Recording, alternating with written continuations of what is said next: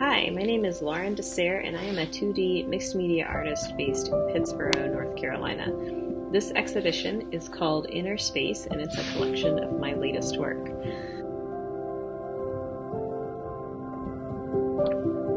I went to school at North Carolina School of the Arts for their high school program and was lucky enough to graduate from that really awesome school. And then I went on to get a bachelor's degree in sculpture at ECU, so it's a BFA.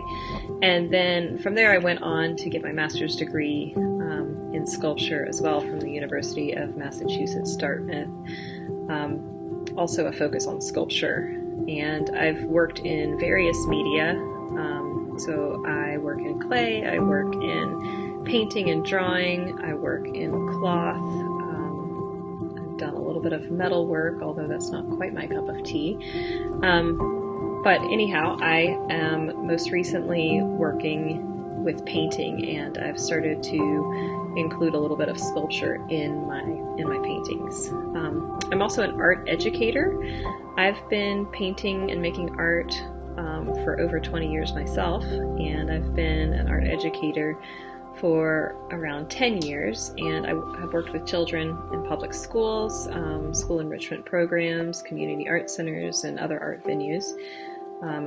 Most recently this year, I have started teaching on Zoom. So I offer private lessons and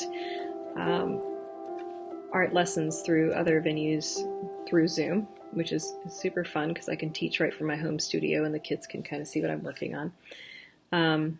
I really enjoy working with kids because they have such strong imaginations. You know, they are full of really amazing and playful ideas and approaches, brand new approaches to how the world runs. My work is created using painted paper, acrylic paint, graphite, and ink, so it's called 2D mixed media art. I use imagery of nature and animals to create stories addressing societal and environmental issues. In my work, I explore how these issues intersect with the human narrative and my own experiences as a woman and an artist in the modern world. My technique consists of many layers, and I believe this helps the viewer to look closely at the work, gradually unveiling hidden nuances and details, both in technique and in the stories I create. You may notice how the piece is built, for example. That something you thought was painted on canvas is actually built from tiny pieces of painted papers. I create many of my images on paper, painting and drawing them in great detail, and then I collage them onto the surface of the larger piece, a canvas, for example. This technique gives my work a really sharp edge and a sense of depth and sculpture. My education is actually in sculpture, and I used a lot of painting and drawing when I was a student to create my work, and now I'm kind of reversing that process and using a lot of sculpture to help out with my painting and drawing.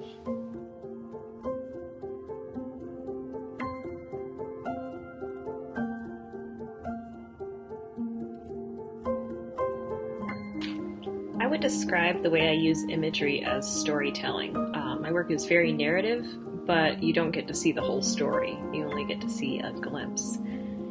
Each piece is also like a vignette from a dream where the viewer is interrupting a sleeper mid-dream. So it's like you've gone to sleep, you had this super crazy dream, but you were woken right in the middle of it. You can only remember that last little bit. Although my imagery is bright, colorful, playful, and whimsical, my stories dive into much deeper topics. I read a lot of folklore from the Appalachian Mountains, where I used to live, and I also read folklore from other cultures across the world and across America. And as a result, animal symbolism has become a large part of my work. Each animal represents an emotion or feeling and is a pivotal part of the story, and a very intentionally included. Animals are a stand-in for our own subconscious and emotion, and as I create these stories, I'm encouraging the viewer to look deeper inside themselves, maybe seeing a little bit of themselves in the story. So maybe you identify with the fox or maybe you identify with the look on the rabbit's face and you can think back to a time in your own life where you were confronted with maybe not a giant skyship, but perhaps a similar story or a similar feeling.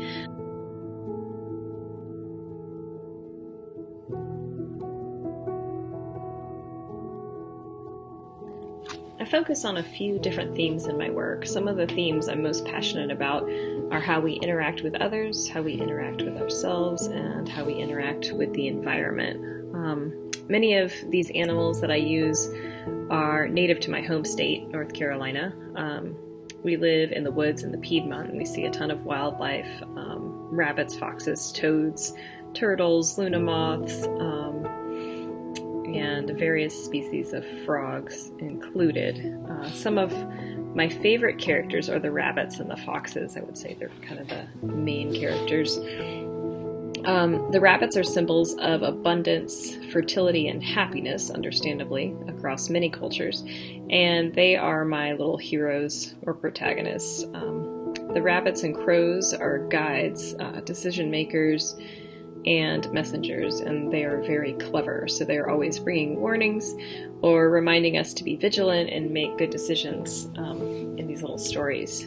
Recently, my foxes have started to invent flying machines and other various machines as a response to the world's problems, like the pandemic. They've invented this lovely bubble machine, which I'll talk about later on. Looking more deeply at my own place in the world, I'm also working with my feelings towards womanhood and motherhood. As a result, you'll see the character of the owl, a symbol of feminine wisdom, helping to guide or protect the other characters. I'm a very self-reflective person, and oftentimes it cripples me in decision-making and thinking. So I've created this character to help the rabbits, foxes, and the other creatures move around and get away from themselves. And this character is a combination of the luna moth, which is a symbol of rebirth, and the flying fish, which is a symbol of emotional freedom. I think the flying fish is a symbol of emotional freedom because it has the ability to fly and swim. And if you think of the sea as the subconscious and the unknown, the flying fish can dwell in both the sea and the air, in the depths of the unknown, and it can soar through the sky. It's not tethered to either world, especially now that I've made it into a luna fish, which is a hybrid of the flying fish and the luna moth. Recently, I've started introducing fireflies, and they are my little lanterns and beacons of hope that are guiding us through really dark and difficult times. I've also started using more and more frogs, which are symbols of abundance through adaptation and transformation. There are also turtles, which are keepers of stories and the carriers of the world's stories. According to pagan folklore, they often appear when something new is starting. They keep the doorway between one story ending and one beginning. The most recent addition to my imagery is the mushroom, and they are the great recyclers of nature, turning dead things into new life. Not only have they been popping up in the woods and gardens around my home this year, but they also serve as a reminder that life is cyclical, and they are also essential for the forest to keep on surviving. The mycelium kind of hold the forest together. We can go through hard situations and come out better, stronger versions of ourselves, and I think the mushrooms kind of show us that. This body of work has been building for about 2 years now, and I usually exhibit my work at art fairs around the country, traveling and setting up my art booth. But I get to talk to you guys from my studio, so you can kind of see my studio here. And many of the art fairs this year were canceled, and so 2020 has presented a lot of challenges for myself and other artists.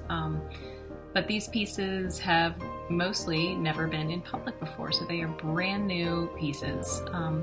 If you are interested in purchasing any of my pieces, you can visit me on my website, www.laurendesser.com. I also want to thank you for taking the time to learn more about me as an artist and about each of my pieces.